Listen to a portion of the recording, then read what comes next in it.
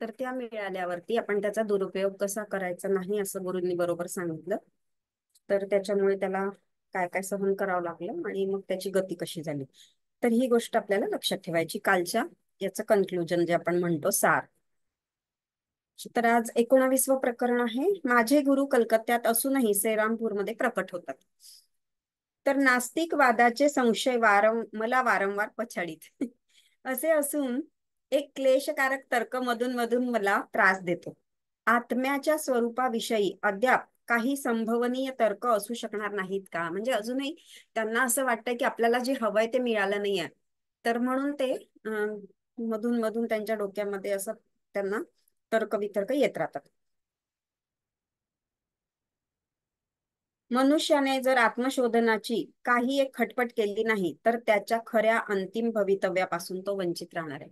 तर पहा आता आपल्याला ही गोष्ट पहा, हा म्हणजे किती सुंदर सेंटेन्स आहे. आपल्याला मंगल मॅडम वारंवार का सांगताहेत की मी जे प्रश्न विचारते आहे त्याच प्रश्नाचं उत्तर तुम्ही द्यायचं आहे. बाकीचं जे काय तुम्हाला होतात आहे, जे म्हणजे दिसत आहे, दृश्य दिसत आहे, विजन होतात, जे पण काही तुम्हाला वाटतंय ते न देता जे मुख्य महत्वाचा प्रश्न विचारला आहे त्याचं उत्तर तुम्ही अगदी योग्य रीतीने द्यायचं. कारण की आपण उन्नतीच्या मार्गाला चाललो आहे आणि आपली चेतना वाढली पाहिजे. तर त्याच्या दृष्टीने मॅडम बघता आहे की कोण कोण काय काय करत आहे. आणि नुसतंच मग हे सगळं वाचून आणि मॅडम जे सांगताय ते थोडंसं फॉलो करून जीवनामध्ये जर काही होणार नसेल तर मग या गोष्टीला काही अर्थ नाही राहणार. तर त्यांचं म्हणणं तेच आहे की ती व्यक्ती भविष्यामध्ये भवितव्यापासून वंचित राहणार आहे खऱ्या अंतिम सत्यासाठी. तर पंथी बोर्डिंग हाऊसच्या मधल्या खोलीमध्ये माझा सहवासी दिजन बाबू याच्या तोंडून वरील उद्गार मी जेव्हा गुरुजींना भेटावयास बोलवले त्यावेळी बाहेर पडले. अच्छा, हे तर त्यांचं नाही आहे. म्हणजे हे त्यांचे जे मित्र होते दिजन बाबू त्यांच्या तोंडातून हे गुरुजींना भेटायला जेव्हा गेले तेव्हा पडले की नास्तिकवादाचे संशय मला वारंवार पछाडीत असे असून एक क्लेशकारक तर्क मधून मधून मला त्रास देतो. आत्म्याच्या स्वरूपाविषयी अद्याप काही संभवनीय तर्क असू शकणार नाहीत का? म्हणजे अजून काही आहे का गुड त्याच्या मागे? मनुष्याने जर आत्मशोधनाची काही एक खटपट केली नाही तर त्याच्या खऱ्या अंतिम भवितव्यापासून तो वंचित राहणार नाही का? खूप महत्वाचं आहे हे. हे जे 4 लाईन आहे ना ते आपल्यासाठी आहे खरं म्हणजे. श्री युक्तेश्वरजी तुला क्रियायोगाची दीक्षा देतील. हे उत्तर कोण देत आहे? परमहंस देतात आहे. की त्याला जो हा त्रास होतो आहे की आपलं भवितव्य काय आहे आणि काय नाही, तर ते म्हणतात ते परमहंस त्याला की युक्तेश्वर गुरुजी तुला योग्य ज्ञान देतील बा आणि क्रियायोगाची दीक्षा देतील. मी उत्तर केले, त्या साधनेने आंतरिक दिव्यत्वाची खात्री पटल्यावर मनामधील हा सारा द्वैताचा झगडा आपोआपच मिटेल. तर हे प्रत्येक वेळेस आपण अनुभवतो आहे की आपल्याला द्वैत नकोय. आता आपण जे मॅट्रिक्स मध्ये जगतो आहोत म्हणजे हे वेगळं ते वेगळं सगळं वेगळं हे न असता आपल्यामध्येच सगळं काही आहे. तर ते म्हणजे जे द्वैत आपण आहे आपल्यामध्ये, तर ते द्वैत सोडून द्यायचा. तो झगडाच असतो आपल्या आतमध्ये. आपल्याला हे खरं वाटत असतं, आपलं हे शरीर खरं, घरदार मुलं बाळ सगळं खरं असं वाटत असतं. पण ऍक्च्युअल मध्ये तसं नसून आपणच सर्व काही आहोत हे आपण लक्षात ठेवायचं प्रत्येक वेळेस. म्हणजे त्याला अद्वैत असं म्हणतो.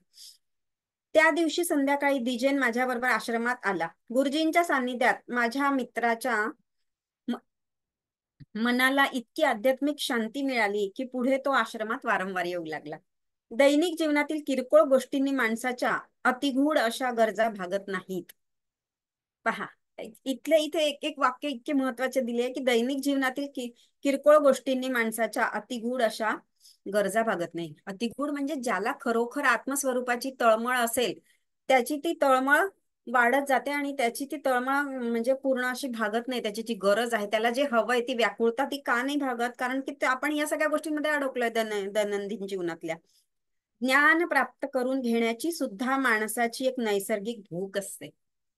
श्री युक्तेश्वरांच्या शब्दांनी दिजेनला आपल्या अंतर्यामी असलेल्या खऱ्या अहमच्या शोधनाची प्रेरणा दिली. म्हणजे युक्तेश्वरांनी सांगितलं की जे आपला खरा अहम आहे, अहम दोन असतात. अहम म्हणजे अहंकार जो आपल्यामध्ये प्रत्येक वेळेस बाहेर येतो तो नाही.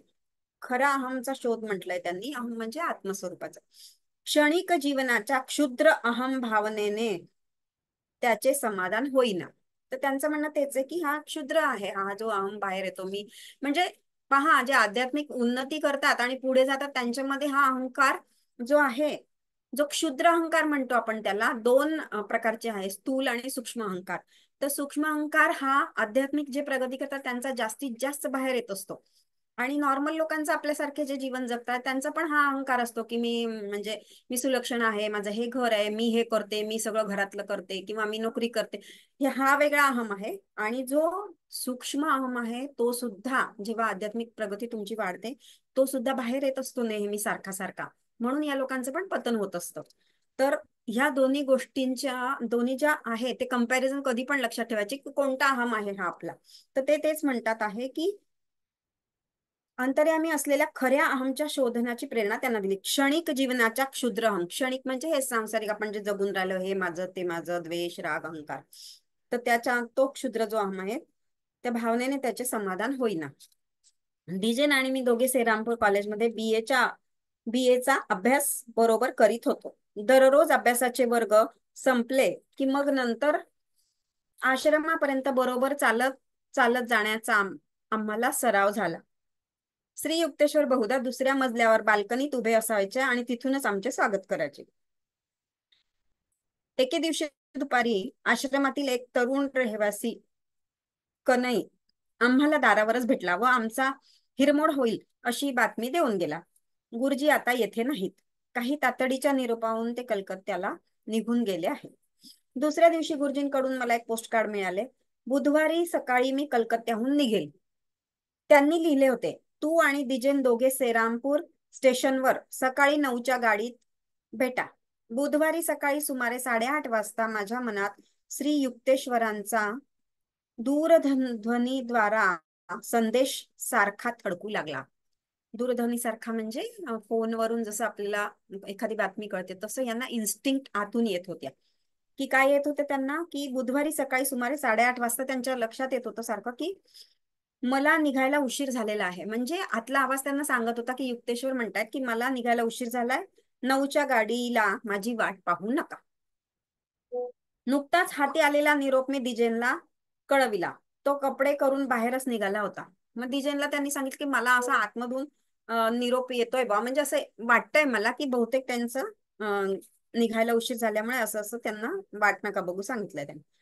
तर त्यांना काही विश्वास नाही बसला. तू आणि तुझी अंतस्फूर्ती, आणि कधी कधी ही अंतस्फूर्ती जो आतला आवाज असतो ना, खरा आवाज, म्हणजे आपण जेव्हा कनेक्टेड असतो आपल्या आत्मस्वरूपाशी, हायर सेल्फशी, तेव्हा पहिला जो आवाज येतो असं म्हणतात. पण मला काही असं कन्फर्म नाहीये, पण तरी मी ऐकलंय असं की पहिल्यांदा जे आतमधून तुमच्या येतं पहिली इन्स्टिंक्ट, तर ती लगेच फॉलो करायची असते असं म्हणतात. तर ते चिडवताय त्यांना, तू आणि तुझी अंतस्फूर्ती. माझ्या मित्राच्या आवाजात तिरस्काराची कड आली. गुरुजींच्या लेखी पत्रावर मी अधिक विश्वास ठेवणार. मी खांदे हलवले व शांतपणे खाली बसलो. रागाने पुटपुटत दिजेन दरवाजापर्यंत गेला आणि मोठ्या आवाजाने दार लावून घेऊन बाहेर पडला. म्हणजे त्यांना विश्वास नव्हता की हा काही बडबडतोय, मी तर जातो बॉस स्टेशनवरती.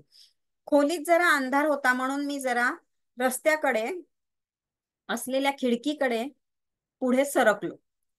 कमी कमी होत जाणारा सूर्यप्रकाश एकदम उलट वाढू लागला. म्हणजे पहा, सूर्यप्रकाश कमी व्हायला पाहिजे तर तो वाढत गेला. त्यांचं म्हणणं, त्याचे पर्यवसान अत्यंत झगझगीत तेजस्वी प्रकाशात झाले. लोखंडी गजांची खिडकी अजिबात नाहीशी झाली. म्हणजे जे खिडकीला गज लावले होते ते दिसेनासे झाले. या दैदिप्यमान प्रकाश झोताच्या पार्श्वभूमीवर श्री युक्तेश्वरांची अगदी स्पष्ट अशी स्थूल मूर्ती दृग्गोचर झाली. दृग्गोचर झाली म्हणजे प्रकटली, असं त्यांचं म्हणणं. की तो जो प्रकाश होता आणि तो प्रकाश जेव्हा वाढत वाढत गेला तेव्हा शेवटी दैदिप्यमान प्रकाश झोताच्या पार्श्वभूमीवरती गुरुजी प्रकट झाले. म्हणजे ते आले तिथे. तर आता हे मागच्या वेळेस आपण बघितलं होतं आणि आता पण, की ते कसे हे लोक जे आहेत त्यांना या सगळ्या गोष्टी, म्हणजे एक प्रकारची सिद्धी असू शकते पण त्याचा ते लोक जे असतात ते दुरुपयोग नाही करत, पण काही गोष्टींसाठी ते दाखवतात आपल्या शिष्यांना. धक्का बसावा इतका मी गांगरून गेलो. खुर्चीवरून उठून मी त्यांच्या पुढे ओणवा झालो. गुरुजींच्या पादवंदनाच्या माझ्या नेहमीच्या पद्धतीप्रमाणे मी त्यांच्या पादत्राणांना स्पर्श केला. त्यांच्या पादत्राणांची ही जोडी माझ्या चांगल्याच परिचयाची होती. म्हणजे त्यांना खूप स्पष्ट असं, म्हणजे क्लिअर कट लक्षात आलं की गुरुजीच आहे. कारण की त्यांच्या ज्या चपला होत्या पादत्राणा जे आपण म्हणतो त्या गुरुजींच्याच आहे. ते दिसलं त्यांना तिथे. त्यांची पादत्राणे म्हणजे सणाचा तळवा असलेला भगव्या रंगाचे कॅनव्हसचे शूज. सोन्याचा तळवा नाही माहित मला. त्यांचे भगव्या रंगाचे वस्त्र मला स्पर्श करत होते. म्हणजे ते पूर्णपणे त्यांना जाणवत होतं की ते भगव्या रंगाचे जे त्यांचे कपडे होते ते त्यांच्या अंगाला स्पर्श सुद्धा करत होते. म्हणजे त्यांना तो स्पर्श सुद्धा जाणवला. आता पुन्हा इथे आपले सगळे ज्ञानेंद्रिय जे आहेत ते लक्षात ठेवायचे. म्हणजे डोळे, कान, नाक वगैरे ह्या सगळ्या गोष्टींनी आपण कसं ह्या सगळ्या इन्स्टिंक्ट आपल्याला समजू शकता आणि आपल्याला जाणवू शकता, हे प्रत्येक वेळेस लक्षात ठेवायचं आहे आपल्याला. त्यांच्या अंगरख्याच्या कापडाची धाटणी मी बरोबर ओळखली. म्हणजे त्यांना ते पण समजलं की कोणत्या प्रकारचा कपडा आहे तो. त्यांच्या पादत्राणांचा खरखरीतपणा आणि त्या पादत्राणांमध्ये त्यांच्या पायांचे अंगठे दाब देत असल्याचे माझ्या ध्यानात आले. म्हणजे जसं ते त्यांना बघायचे रोज तसंच त्यांना ते दिसलं. मी अगदी अवाक झालो आणि त्यांच्याकडे फक्त प्रश्नार्थक मुद्रेने नुसतं पाहू लागलो. तुला माझा प्रेरित निरोप मिळाला असेल. पहा, बरोबर त्यांना निरोप होता. मग ते स्वतः सांगताय की मी तुला सांगितलं. प्रेरित निरोप म्हणजे की बा तुला आतून जे येत होतं ते अगदी बरोबर आहे, तो माझाच निरोप होता. ठीक आहे, आनंद वाटला मला. गुरुजींचा आवाज शांत, अगदी नेहमीसारखा होता. माझे कलकत्त्यातले काम संपले आहे. आता मी श्रीरामपूरला 10च्या गाडीने येत आहे. म्हणजे जे 8:30ला येणार होते ते त्याचं त्यांना कारण समजलं की बा उशीर झाल्यामुळे गाडी मी त्या वेळेवर नाही येऊ शकत, तर आता 10 वाजता येतोय. तर हे सांगण्यासाठी ते प्रकटच झाले तिथे.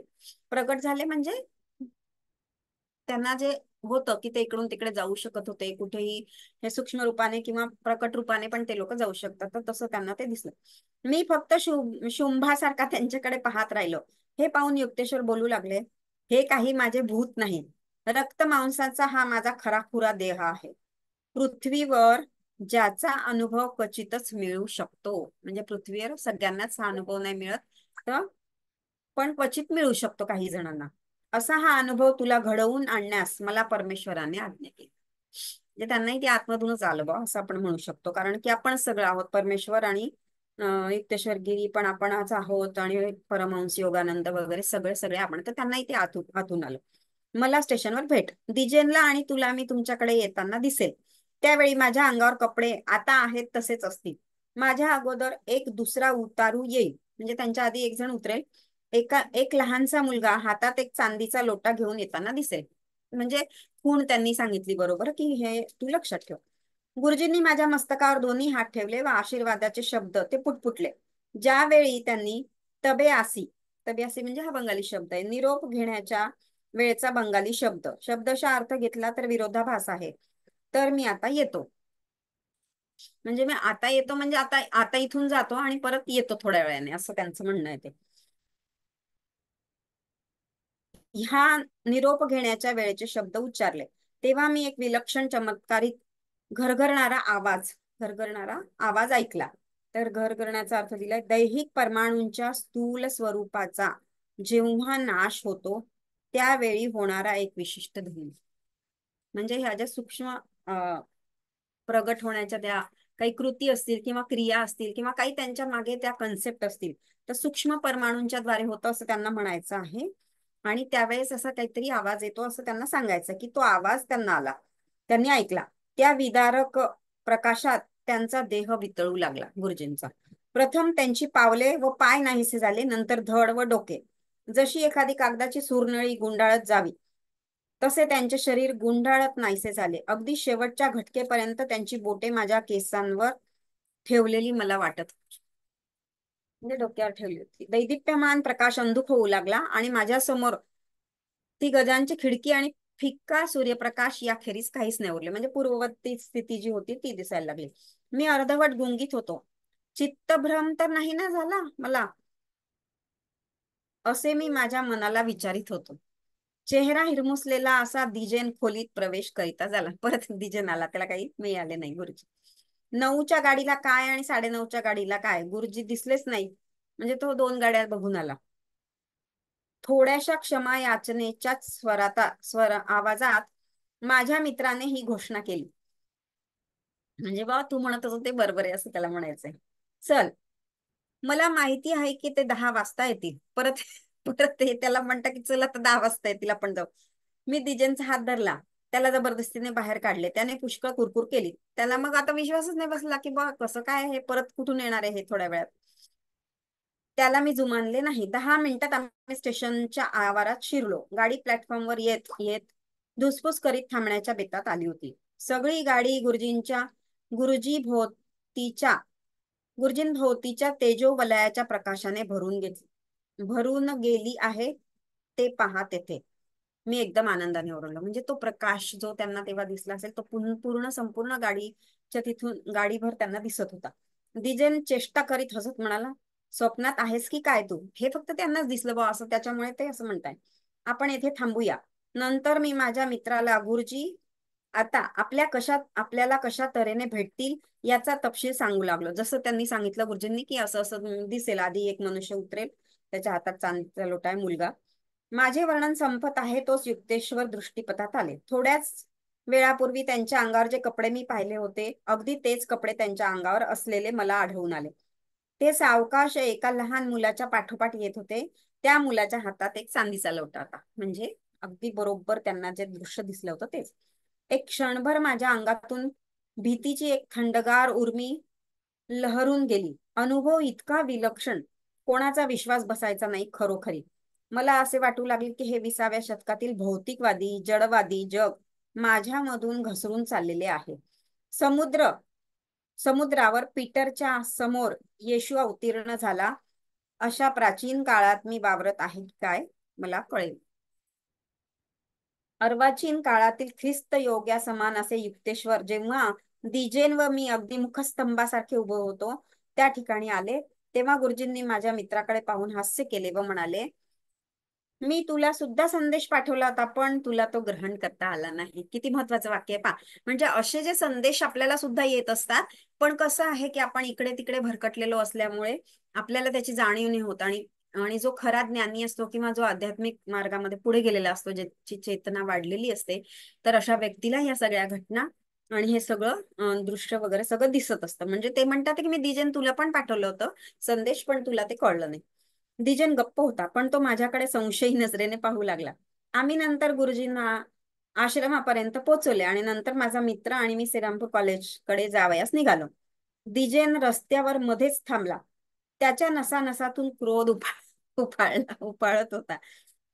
असे काय, गुरुजींनी मला संदेश पाठविला होय? आणि इतके असून तू हे सगळे लपून ठेवलेस ना? मला याचा खुलासा पाहिजे. तुझ्या मनाचा आरसा इतक्या अस्थिरतेने सारखा इकडे तिकडे हलतोय की त्या गुरुजींच्या संदेशाचे प्रतिबिंब बरोबर उमटत नाही. त्याला मी काय करू शकतो? मग हेच आहे, आपण सतत इकडे तिकडे आपल्या विचारांची गती भरकटत असते. म्हणजे तुमची काय माझी काय सगळ्यांचीच आहे ती स्थिती. त्यामुळे ह्या ज्या सूक्ष्म गोष्टी आहे या ग्रहण आपण करू नाही शकत असं त्यांचं म्हणणं आहे. तर त्यांनी त्यांना समजून सांगितलं की तुझ्या मनाचा आरसा अस्थिरतेने सारखा इकडे तिकडे हलतोय. आपली पण तीच गती आहे. त्यात गुरुजींच्या संदेशाचे प्रतिबिंब बरोबर उमटत नाही. त्याला मी काय करू? दिजेंच्या चेहऱ्यावरच्या रागाचा पारा उतरला. समजलो मी काय म्हणतोयस तू ते. तो मजबुरीने बोलू लागला, पण मेहरबानी करून हे मला सांग की भांडे हातात घेऊन येणाऱ्या मुलाबद्दल तुला कसे काय समजले? त्या दिवशी सकाळीच बोर्डिंग हाऊसच्या समोर गुरुजींचे साकार दर्शन झाल्याची हकीकत मी सांगण्याची पुरी करतोपर्यंत आम्ही श्रीरामपूर कॉलेजमध्ये येऊन पोहोचलो. दिजन म्हणाला, आपल्या गुरुजींच्या यौगिक सामर्थ्याची जी हकीकत मी आता ऐकून घेतली, त्यावरून मला आता असे वाटू लागले आहे की जगातील कोणतेही विश्वविद्यालय म्हणजे केवळ एक बालमंदिरच आहे, किंडर गार्डन आहे. म्हणजे इथे या सगळ्या गोष्टी शिकवल्या नाही जात बाबा, लहान मुलांच्या गोष्टी शिकवल्या जातात, त्यांचं असं त्याचं म्हणणं आहे. तर इथे त्यांनी जर फुटनोट दिली आहे ते आपण असं वाचू. अशा गोष्टी माझ्या निदर्शनाला आल्या आहेत की मला असे वाटते की जे काही मी आतापर्यंत लिहिले त्यात काडीचीही त्याला काडीचीही किंमत नाही. पंडितांचा राजा म्हणून ज्याला म्हणत अशा सेंट थॉमसने वरील उद्गार त्याचा चिटणीस त्याला सम्मा थिओलॉजिए हा ग्रंथ पुरा करण्याबाबत काकुळतेने विनवणी करीत असताना काढले.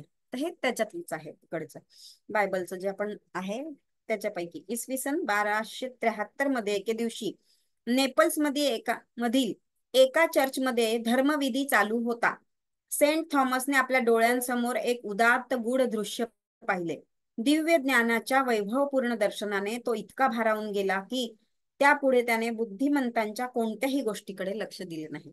बुद्धिमंतांच्या म्हणजे की जे ह्या गोष्टी मानत नाही आणि ते स्वतःलाच जास्ती हुशार समजतात, त्याला त्याला काही गम्य वाटेनासे झाले. म्हणजे यांनी किती ज्ञान पाजळलं तरी पण त्याच्यावर त्याचा परिणाम होत नव्हता, असं त्यांनी सांगितलं. त्याला गम्य नव्हतं वाटत, कारण एक गूढ असं रहस्य त्याला मिळालं होतं. त्यामुळे तो म्हणतो की उदात्त गूढ दृश्य त्याने पाहिले होते, त्यामुळे मला या लोकांच्या कोणत्याच गोष्टीचा प्रभाव पडत नाही माझ्यावर. तुलनेच्या दृष्टीने पहा, सॉक्रेटिसचे उद्गार, प्लेटोच्या फेद्रुस मधील माझ्याबद्दल मला फक्त हे ज्ञान आहे की मी पक्का अज्ञानी आहे. तर हे खूप छान असा हा चॅप्टर आपला होता. तर मी 20व्या प्रकरणाला थोडी सुरुवात करून देते, कारण आपल्याला काही जास्त वेळ नाही झालाय. एक एक दोन पेजेस घेऊन घेते आणि मग आपण ध्यानाकडे जाऊया. तर प्रकरण 20वे आहे. म्हणजे याचा अर्थ या हे जे आपण पत्ता 19वं प्रकरण वाचलं, तर त्याच्यामध्ये आपल्याला काय समजलं की ज्या इन्स्टिंक्ट आपल्याला येतात त्याच्यासाठी आपली चेतना वाढलेली पाहिजे आणि समजून घेतलं पाहिजे की काय होतं आहे ते.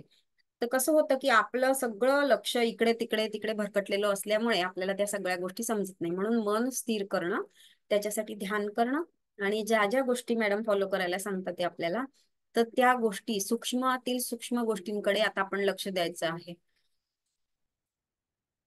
तर आता 20वं प्रकरण आहे काश्मीर यात्रेला व्यत्यय.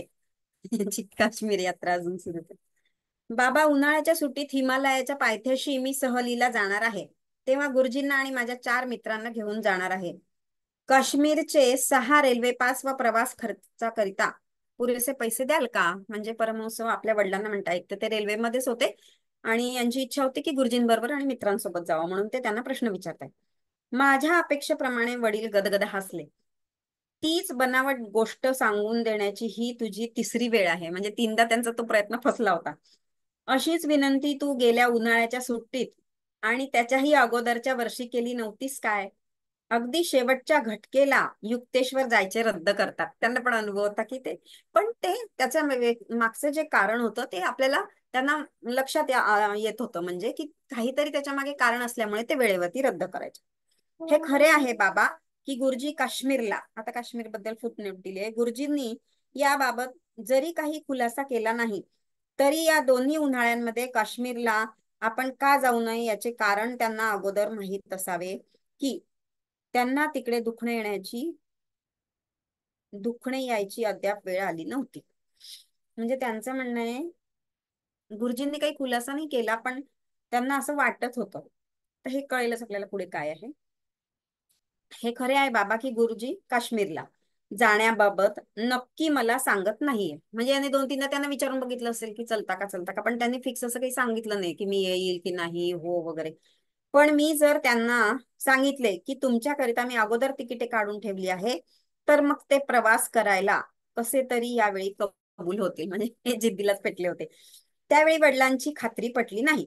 पण दुसऱ्या दिवशी थोडी थट्टा मस्करी केल्यानंतर त्यांनी 6 पास व 10-10 रुपयांच्या बऱ्याचशा नोटा माझ्या स्वाधीन केल्या.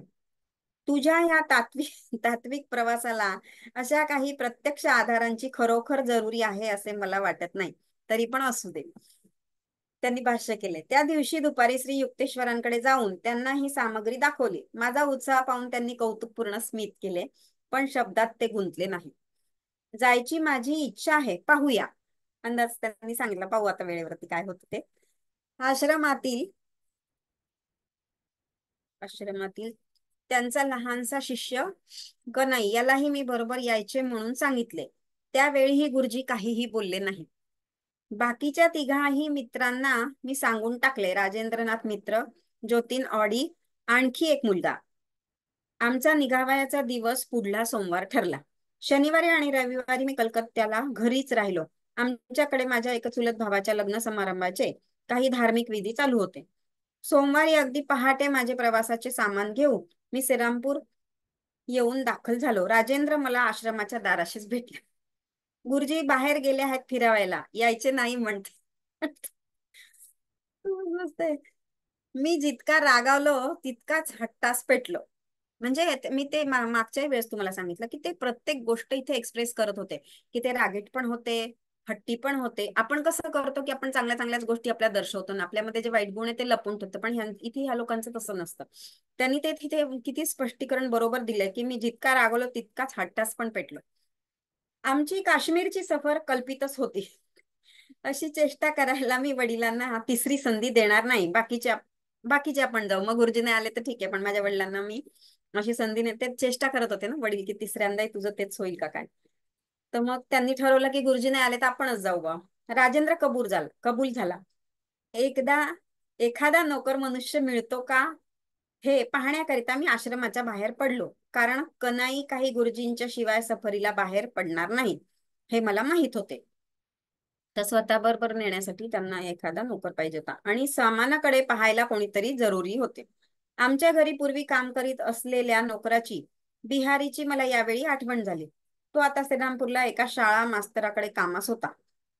मी जोराने पुढे चालू लागलो तो श्रीरामपूरच्या कोर्ट कचेरी जवळच्या ख्रिश्चन चर्च समोरच मला गुरुजी भेटले. कुठे चाललायस तू? श्री युक्तेश्वरांच्या मुद्रेवर स्मित बिलकुल नव्हते. म्हणजे त्यांनाही ते म्हणजे जाणवत होतं की नाही बा आपण जायला पाहिजे, याला पुन्हा त्रास होईल याच्या मनाला. पण ते काहीतरी असेल त्यांच्या मागे. गुरुजी, तुम्ही आणि कन्हई आम्ही ठरवलेल्या सफरीला येत नाही असे मला कळले. तेव्हा बिहारीला शोधतोय. तुम्हाला माहित आहे की गत वर्षी तो काश्मीरला जायला एवढा नादावला होता की काही पगार न घेता त्याने नोकरी करायचे कबूल केले होते. मग मागच्या वेळेस तो मागे लागला होता बा, आता मी आता त्याला विचारतो. आठवते मला ते. तरी पण मला नाही वाटत की बिहारी यावेळी यायला कबूल होईल. त्यांना माहित होतं सगळं. मी चिडून म्हणालो, तो ह्या संधीची अगदी उत्कंठेने वाटच पाहत आहे. गुरुजींनी पुन्हा शांतपणे चालावयास सुरुवात केली. मग ते चिडून गेले होते आणि म्हणाले की तो तर वाटच बघत होता उलट जायची. मी थोड्याच वेळात मास्तरांच्या घरी जाऊन पोचलो. बिहारी अंगणातच होता. मित्र भावाच्या उमाळ्याने त्याने माझे स्वागत केले, पण काश्मीरचे नाव काढल्याबरोबर त्याने तोंड वेडेवाकडे केले. दिलगिरीचे काही अस्पष्ट शब्द पुटपुटून तो माझ्या पुढून निघाला व आपल्या मालकाच्या घरात शिरला. अर्धा एक तास मी त्याची वाट पाहत राहिलो. मला आपले वाटे की प्रवासाची तयारी करतोय म्हणून उशीर लागलाय. शेवटी पुढल्या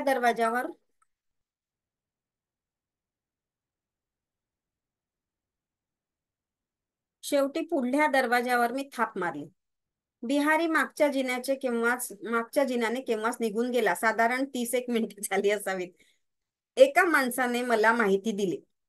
किंचितसे स्मित त्याच्या ओठांवर दिसून येत होते. म्हणजे त्यांचं काहीतरी त्यांनी सांगून दिलं असेल त्याला की त्याला सांगून दे मी गेलोय मी. निराश निराश होऊन मी तेथून निघालो. मला काही समजेना की माझे निमंत्रण त्याला सक्तीचे वाटले की गुरुजींचे त्याच्यावर अदृश्य असे दडपण आले. ख्रिश्चन चर्चच्या बाजूने जाता जाता गुरुजी मला पुन्हा सावकाश माझ्याकडे येत असताना दिसले. माझा अहवाल ऐकून घेण्यापूर्वीच ते म्हणाले, तर मग काय बिहारी सुद्धा येत नाही? मग आता काय करायचे ठरविले आहेस तू? कडक शिस्तीच्या बापाची अवज्ञा करावयास निघालेल्या एखाद्या उद्दाम पोराप्रमाणे मला वाटले. गुरुजी, मी माझ्या काकांना त्यांचा नोकर लालधारी देण्याबद्दल विचारणार आहे. म्हणजे ते किती जिद्दी होते. त्यांना हे सगळं कळतंय की गुरुजीच करताय सगळं, तरी सुद्धा पण त्यांना जायचंच होतं. भेट वाटेल तर आपल्या काकांना तू, त्यांनी म्हणून दिलं. श्री युक्तेश्वरांनी गालातल्या गालात हसून उत्तर दिले, पण ही सफर तुझी आनंदात होईल असे काही मला वाटत नाही. मला मनात थोडी साशंक भीती वाटली, पण बंडखोरी वृत्तीने मी गुरुजींपासून निघालो आणि श्रीरामपूरच्या कोर्टाच्या आवारात शिरलो. माझे काका शरद घोष सरकारी वकील होते. त्यांनी माझे ममतेने स्वागत केले. आज मी माझ्या काही मित्रांबरोबर काश्मीरच्या सहलीवर निघालो आहे. या हिमालयातील सफरीकडे माझे बरेच दिवसांपासून डोळे लागून राहिले होते. मुकुंदा, मला आनंद वाटतो. तुझा प्रवास अधिक सुखावह होण्याकरिता मला काही करता येण्याजोगे आहे का? या गोड शब्दांनी मला जरा हायसे वाटले. मला हुरूप आला. मी म्हणालो, काका, आपला नोकर जो लालधारी, त्याला माझ्याबरोबर प्रवासात द्याल का? या माझ्या साध्या विनंतीने जणू धरणीकंपाचा धक्का दिला. काका इतक्या जोराने उठले, त्यांची खुर्ची मागच्या मागेच कोलमडून पडली. खूपच कॉमेडी असा सीन असेल तर माझ्या डोळ्यासमोरच येऊन राहिला. आणि टेबलावरचे कागद इतस्तत उडाले. आणि त्यांचा हुकूम व नारळाच्या देठाची गुडगुडीची नळी जमिनीवर मोठा आवाज करीत आदळून पडली. रागाने कापत ते ओरडले, किती अप्पलपोटा पोरगा आहेस तू? काय मूर्खासारखी कल्पना? तुझ्या चैनीच्या सहलीबरोबर माझा नोकर गेल्यावर माझ्याकडे इकडे कोण पाहणार? माझ्या मनातील आश्चर्य मी दाबले. मी विचार करू लागलो, एरवीच्या माझ्या काकांच्या गोडव्या स्वभावात असे एकदम परिवर्तन का घडून आले? एका दिवसात घडून येणाऱ्या व काही अर्थ न समजणाऱ्या अशा गूढ रहस्यमय घटनांपैकीच ही आणखी एक विलक्षण घटना होती. कोर्टाच्या आवारातून मी बाहेर पडलो. माझी ही पिछेहाट गांभीर्यपूर्ण असण्यापेक्षा उत्साहीच अधिक होती. म्हणजे त्यांना उत्साही वाटत होता आणि पिछेहाट झाल्याचं पण त्यांना जरा हे वाटत होतं, पण त्यांना समजत होतं की याच्या मागे गुरुजीच आहे. तर आता आपण इथपर्यंत आहे वाचलेलं. बाकीचं आपण उद्या बघू. आणि आता आपण ध्यानाकडे वळूया.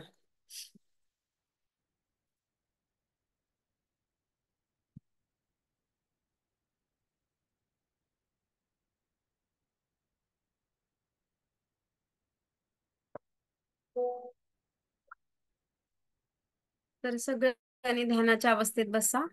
आपण आज काल स्वाधिष्ठान चक्र घेतलं ना, आज आपण